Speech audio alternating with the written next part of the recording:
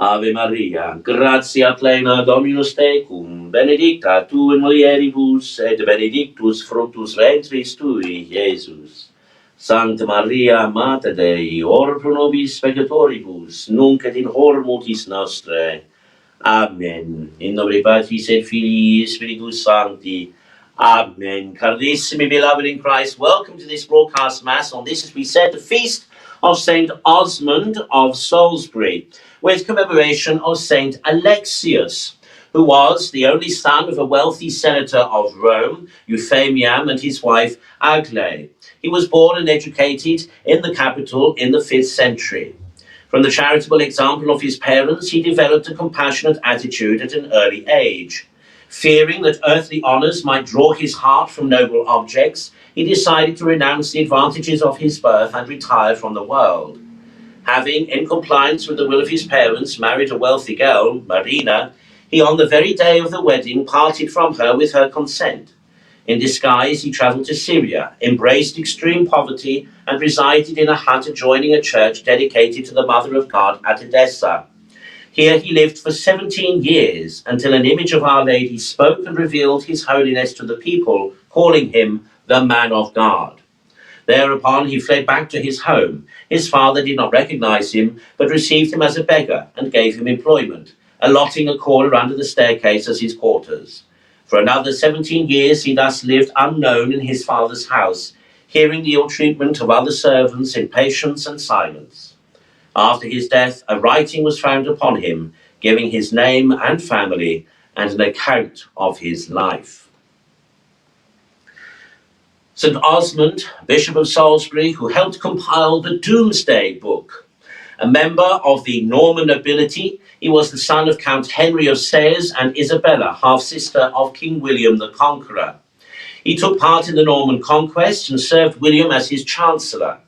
In 1078, he was appointed Bishop of Salisbury, completing the cathedral there and founding a cathedral chapter of canons regular and school for clerics.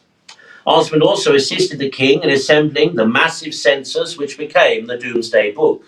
In the dispute over investiture between King William II, that's William's son, and St. Anselm of Canterbury, Osmond initially sided with the king, but later he admitted he had made a mistake, and he begged Anselm's forgiveness. Osmond also collected manuscripts for the cathedral library, was a copier and binder of books, authored a life of St. Adhelm, and was thought to be responsible for drawing up the books governing the liturgical matters for the diocese, such as the Mass and Divine Office, the so-called Serum Use.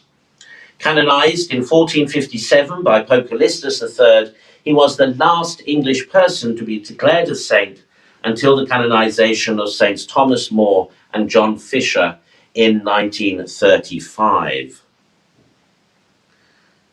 The Serum Use, of course, generally was the most popular form of the Mass offered in this country prior to the Reformation. And indeed, immediately after the Reformation, when Queen Mary ascended to the throne, the Serum Use became back, as it were, in vogue. Mary, of course, having reinstituted Catholicism as the state religion. However, after her demise and the ascendancy of Elizabeth, and then the outlawing of Catholicism, the Serum Use fast disappeared.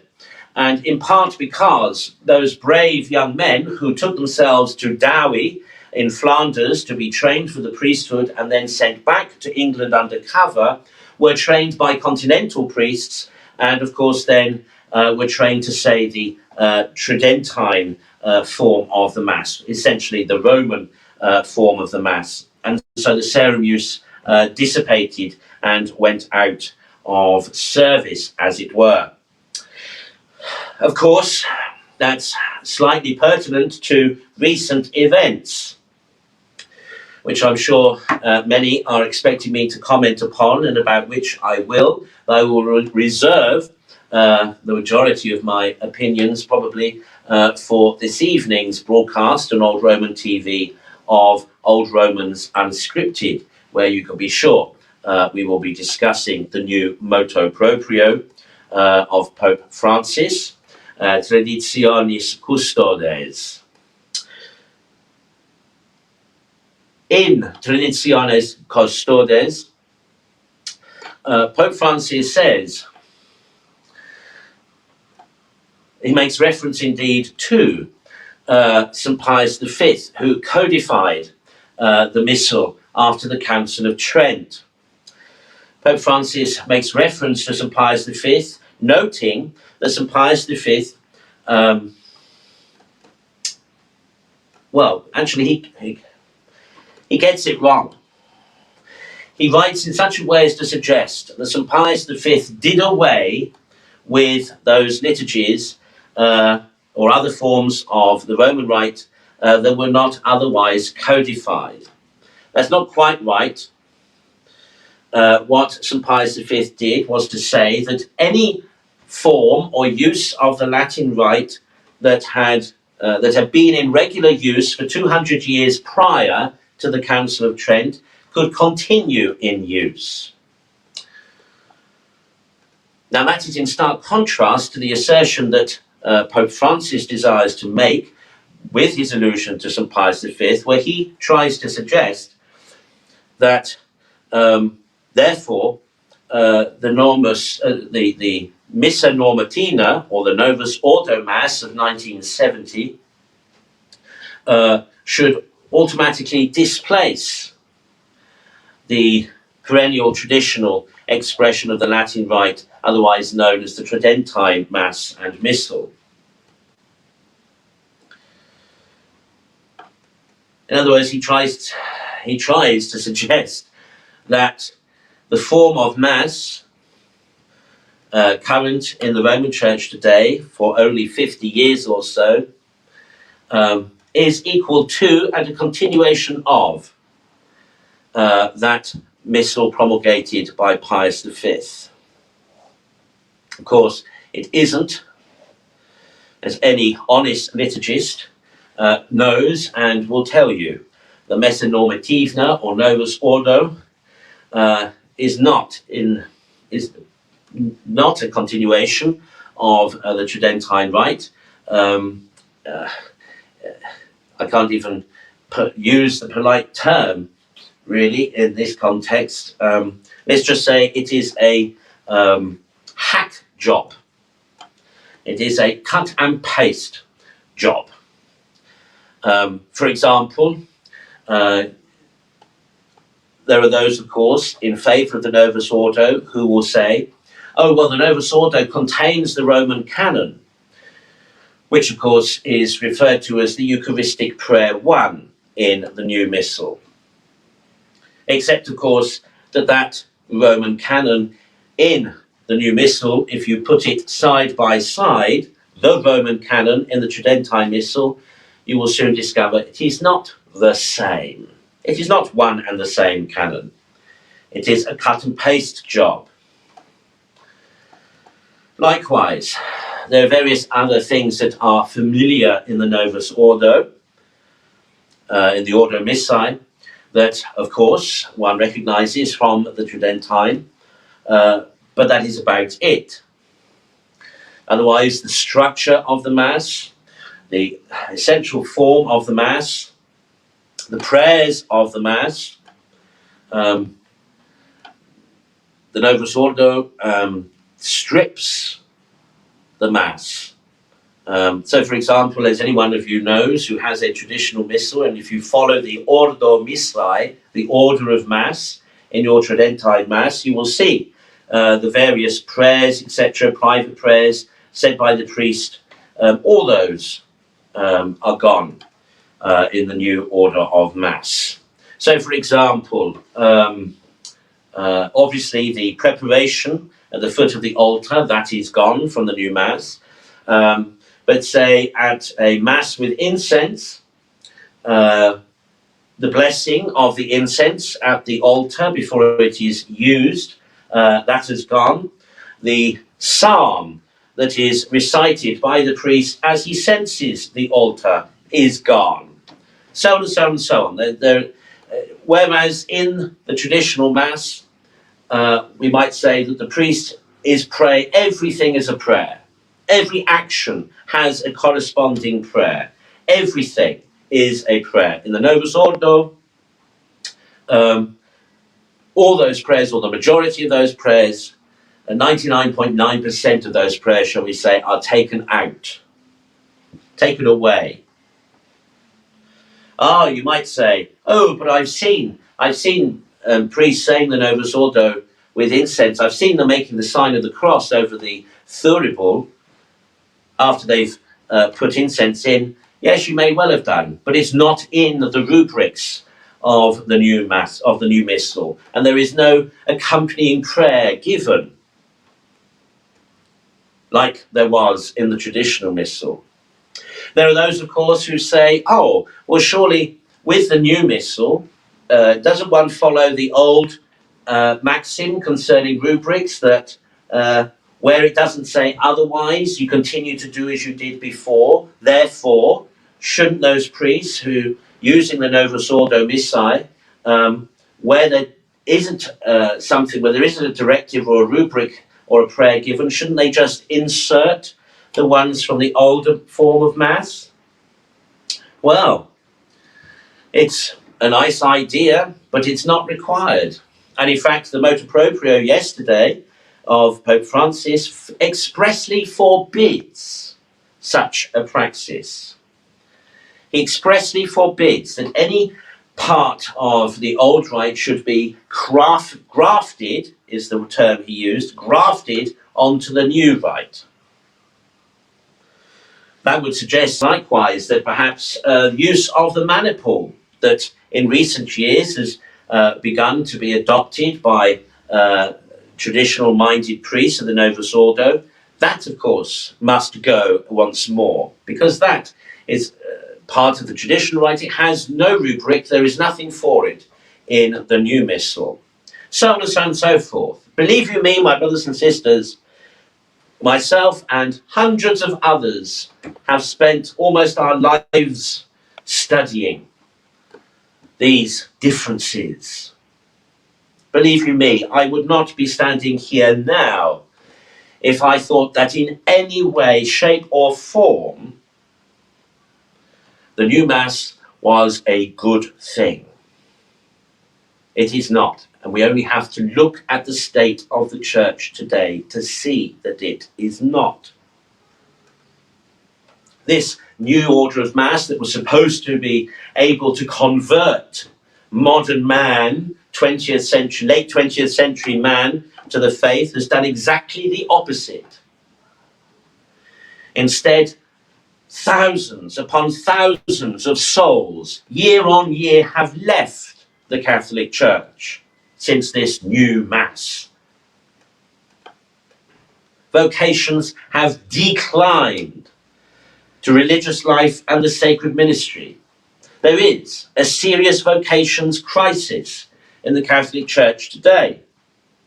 There are simply not enough priests. That's why parishes are being closed, churches are being closed, left, right and centre. Religious orders are dwindling as well. They're selling off their historic properties, downsizing.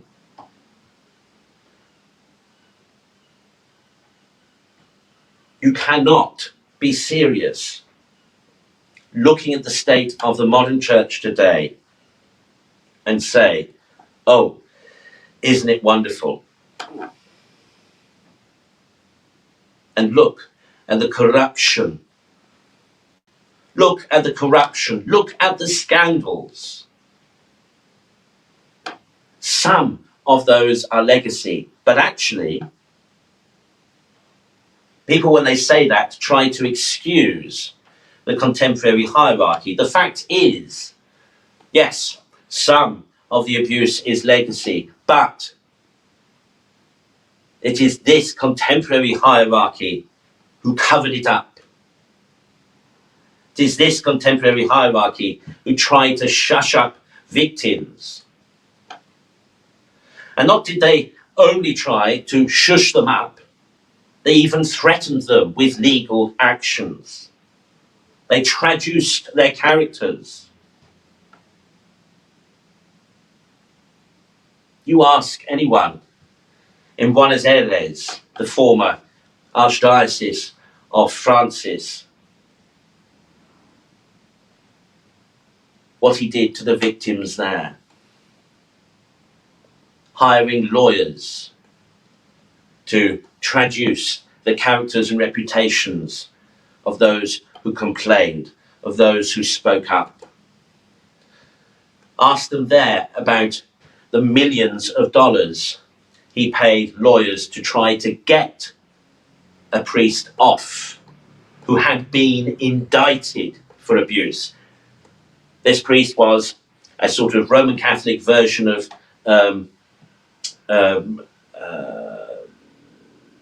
Billy Graham.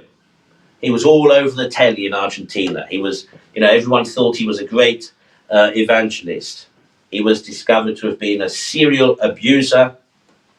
And after he was indicted, Francis, then Archbishop Bergoglio, paid thousands of church dollars on lawyers to try to get him, to try to have the indictment overturned, to try to get him off the hook, and at the same time traduced the victims and their families. In other words, my brothers and sisters, all the rubbish, all the mess, all the hurt, all the pain that has come to light in the last couple of decades, the guys in the top now are responsible for all of that. They were covering up historic cases of abuse. They were covering up historic victims of abuse for decades.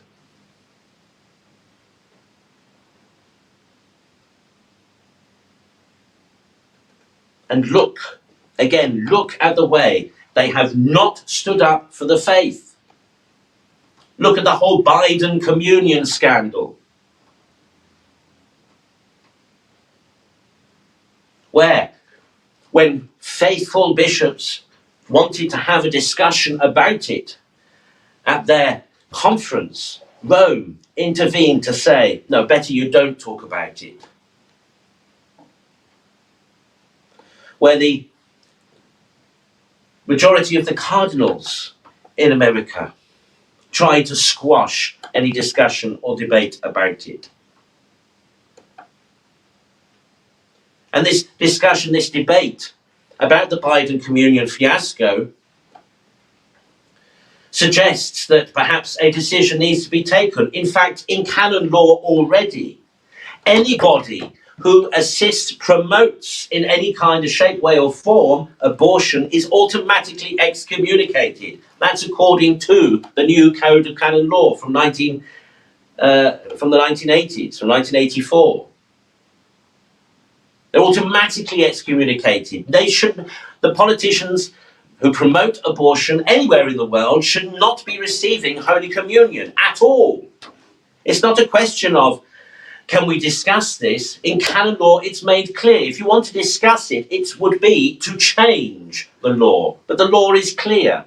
Those who in any way, shape or form assist or promote abortion are automatically excommunicated. And what's shocking is that these politicians are able to get away with it. They're able to be communicated. But any poor penitent woman, God love her, who realizes her mistake and confesses to a priest that she has had an abortion, her absolution is withheld until it is referred to the Apostolic See. Or at least that was the case.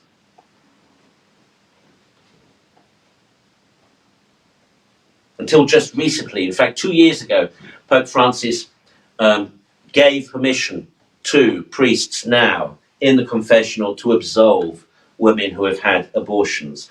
But prior to 2 years ago, and we're in the 10th year of his pontificate, prior to 2 years ago, all such cases had to be referred to the Holy See. In other words, a woman would make a confession that she'd had an abortion. The priest would have to say, I cannot give you absolution until I've referred this to Rome and received permission from Rome to absolve.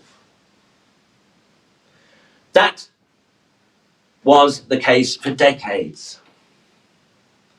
But during the same decades, politicians advocating for abortion have been able to receive communion and call themselves devout Catholics.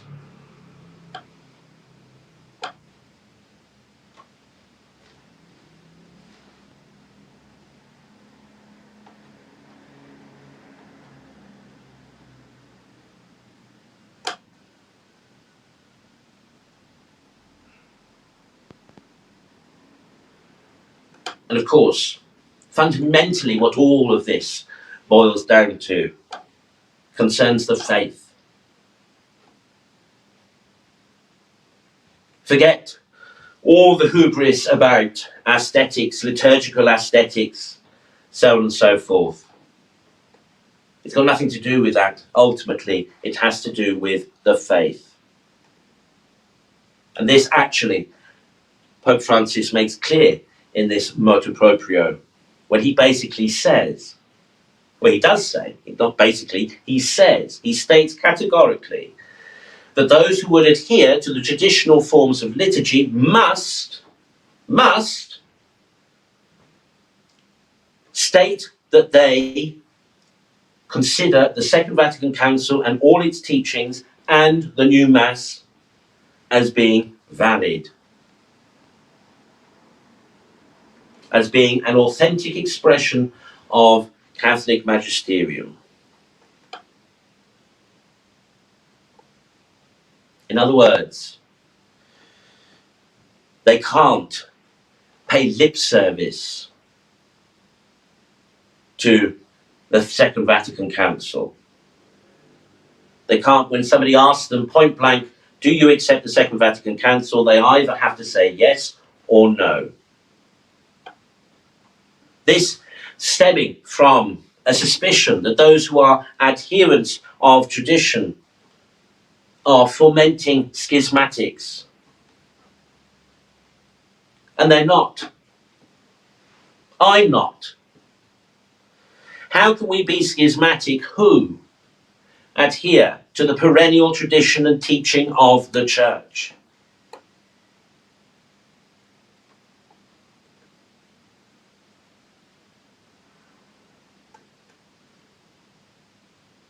If something has changed, it's not we who made the change. Pope Francis is basically saying, he's categorically saying, that the orthodoxy of yesterday is the heterodoxy of today. He is saying you cannot adhere to tradition.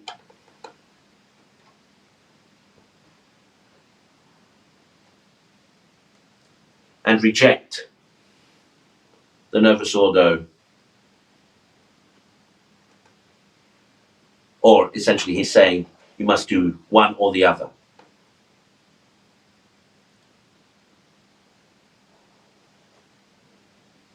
We all know, of course, in recent years how the Society of St. Pius X, at various times, it looked as though the society would capitulate to Rome and accept some kind of canonical place. But they refused. Why? As they always said, every time, because this is about the faith. It's not about ecclesial structures. It's not about communion. It's about the faith. Benedict XVI, Francis I, in their negotiations with the SSPX, everything would go along fine, and then they would say, and now you must sign this piece of paper to say that you believe that that the teachings of the Second Vatican Council are wholly Catholic, in other words, are consistent with the tradition, the perennial tradition of the Church. Sign off on this, and we'll say that you're back. Deo gratias.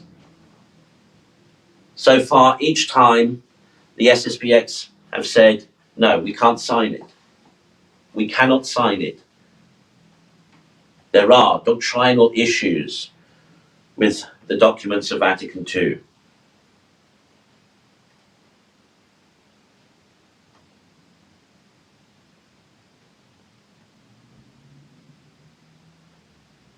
And the truth, of course, is that there are. There are some quite fundamental and serious issues with the so-called doctrines of Vatican II. And there are serious fundamental issues with the Messa Normativa or Novus Ordo Missae, the new Mass. It is not Catholic. It is Catholic in name only. In other words, because the Catholic Church uses it. But in its structure, in its form, in its theology, it is not a Catholic rite. It certainly has no continuity with the Mass of the ages. It is not an organic development. It is not a natural progression.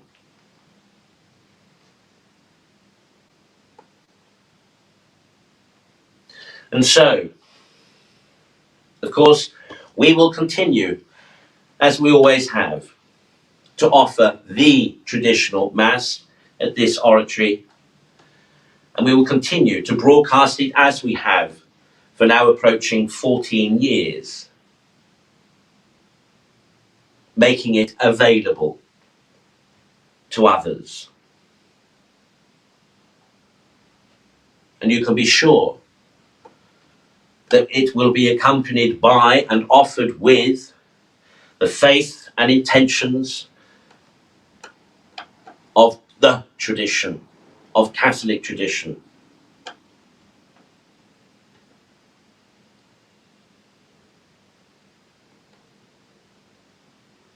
And why? Because what is the ultimate purpose, my brothers and sisters, of us being Catholic Christians? What is the ultimate purpose? The salvation of our souls. Meaning the ultimate benefit, the ultimate good. When we say about everything else,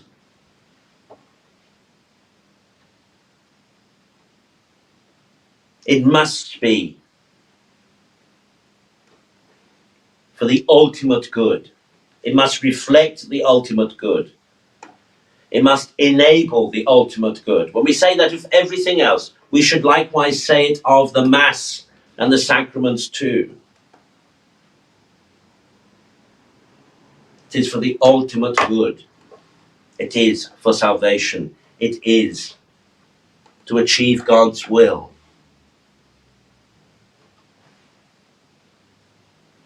When we say to avoid things that are sinful, when we say to avoid things that are evil, it's why? So that we may achieve the ultimate good. Not be distracted, not be taken away, misguided. When we say we shouldn't do this and we shouldn't do that because it tends towards evil, because it encourages sin, it's so that we may realize the ultimate good. And this is why traditionalists, bishops and priests for decades now have been saying of the new Mass, it is not for the ultimate good. Claims to be, many would hope that it is,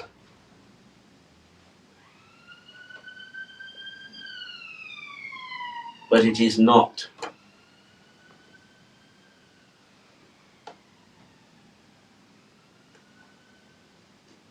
For all the use and reference of sacrificial language that people speak of still in the church today, you will find none of that in the Novus Ordo. Practically all reference to sacrifice has been taken out. The emphasis is on a meal. What's more, the emphasis is on humanity.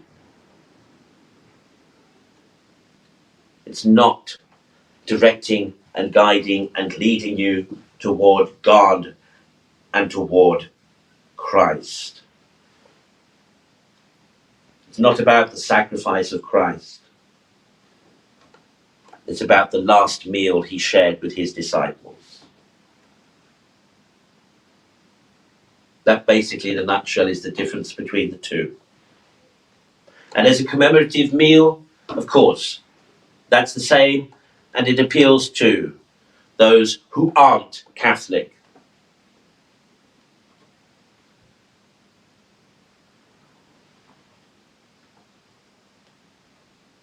It was the stated aim of Annibale Bernini and those others, conspirators who created the Novus Ordo, expressly to take everything out of it that might give offence to Protestants. He said that. It's recorded in his own words. And that ridiculous, huge, great tome of a biography.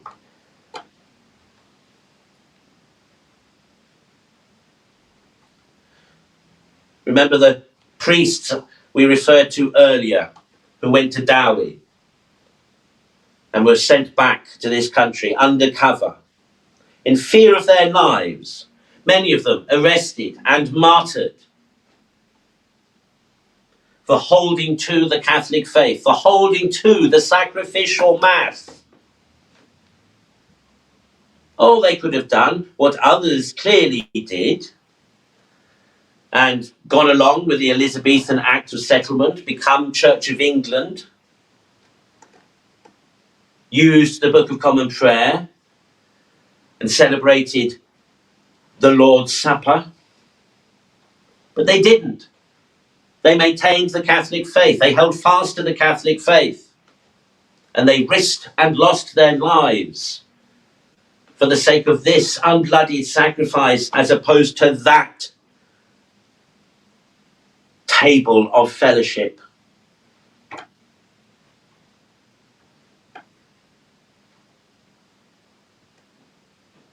The new Mass, my brothers and sisters, is about that so-called table of fellowship. It is about that meal. It is not about the sacrifice of Calvary. No matter how much they talk about it as if it is, it isn't. That is clear from the way it is prayed, when it is prayed. As I said, there's not much prayer in it.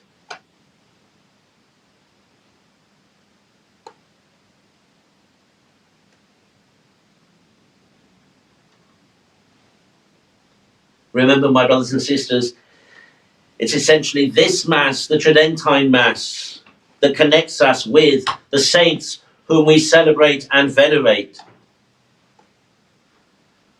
St. Osmond, indeed, may have been a proponent of, a compiler of what became the Serum Ius.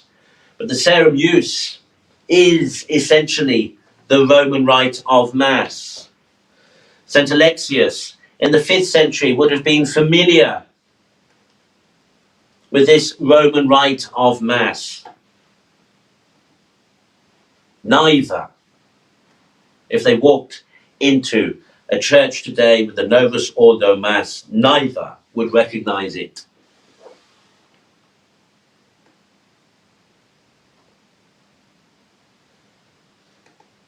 Catholics who died before 1970, or for argument's sake, 1965, if they walked into a church today and saw the Novus Ordo, they would not recognize it as the Mass.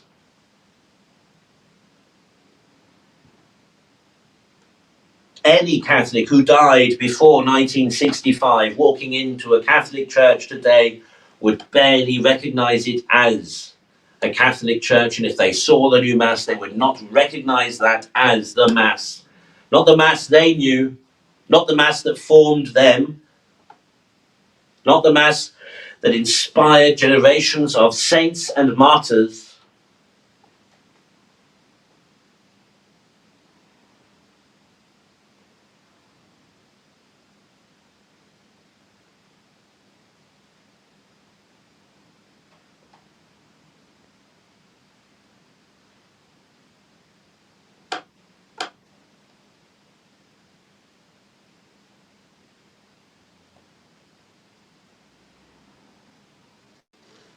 we see in the lives of the saints, we see how this same form of Mass formed them.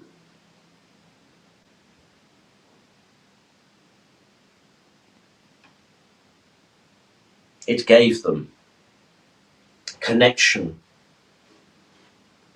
with the Church of the ages before them.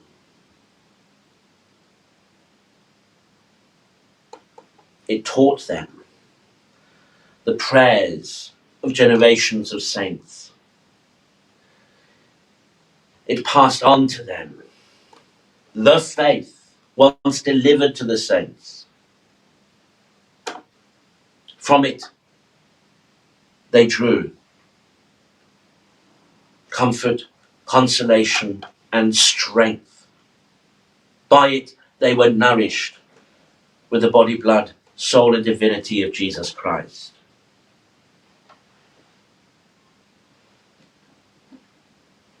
This is the Mass.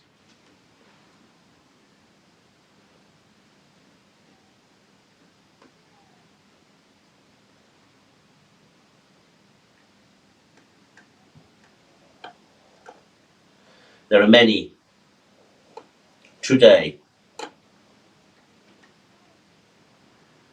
who are facing really a choice.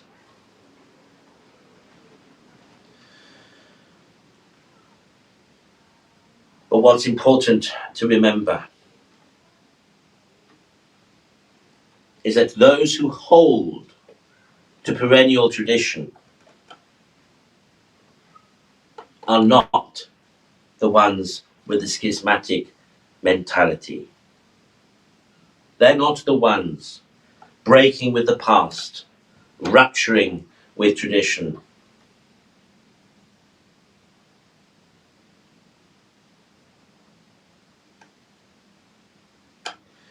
It seems a symptom of the modern malaise of progressivism, liberalism, modernism, relativism, and subjectivism is this classic transference of putting onto the other the negative traits that are actually one's own. If Francis and others are worried about a schismatic mentality, it is their own that they are transferring onto others who actually desire only to be faithful. To put it another way, in the crisis in the church today, especially doctrinally, it is the traditionalists who still believe in the body, blood, soul, and divinity of Christ in the Eucharist.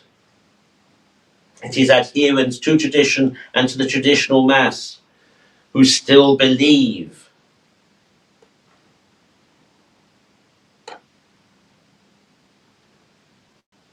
in contrast to those who are fed only by the Novus Ordo, who, as survey upon survey reveals in recent years, certainly don't know the Catholic faith,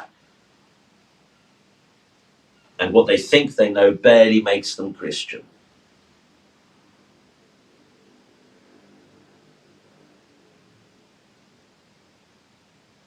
So, my brothers and sisters, if any of all this stuff comes up in your conversations with others, be clear. This is not about ascetics. This is not about liturgical preference. It's fundamentally about the faith. Those who adhere to tradition are not the schismatics.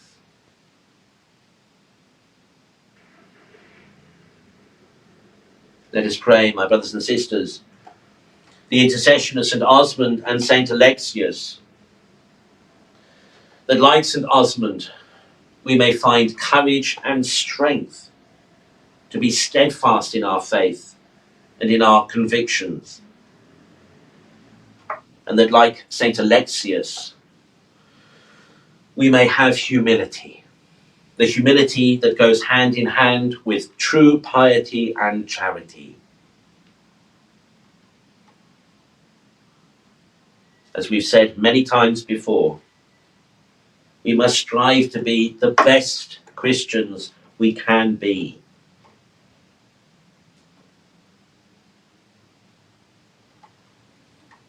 In the name of the Father, and of the Son, and of the Holy Spirit. Amen.